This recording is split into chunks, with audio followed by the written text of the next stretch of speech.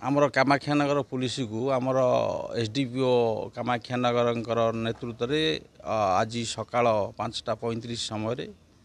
आमर जो king of forest गोटे दुर्दांत अपराधी था सुभाष खुंटिया ताकू धरिया को जाइथिला बेले आमर आईआईसी कामाख्यानगर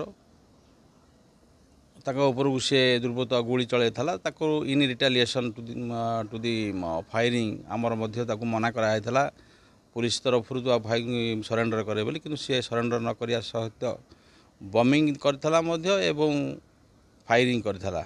तेणु आम पुलिस तरफ आमर सेल्फ डिफेन्स रे फायरिंग कराइला तार आंठुरे गुली बाजी ता ना 18टा अपराधिक मामलें सी संश्लिष्ट रही भितर गोटे मर्डर केस अच्छी डकायत केस अच्छी दादाबटी अच्छी आउ सी आज एनकाउंटर सकाळ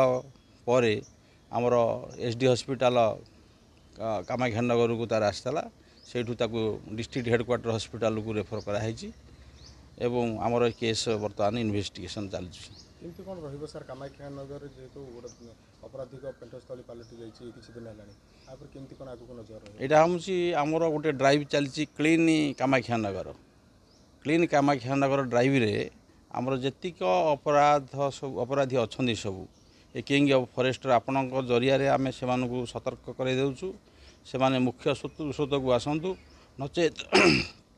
एपरी प्रकार दृष्टांतमूलक कार्यक्रम पुलिस तरफ करा एसपी सार नेतृत्व में एसडीपीओ कामाख्यानगर नेतृत्व में ये सब आमर कार्यक्रम चालू रही।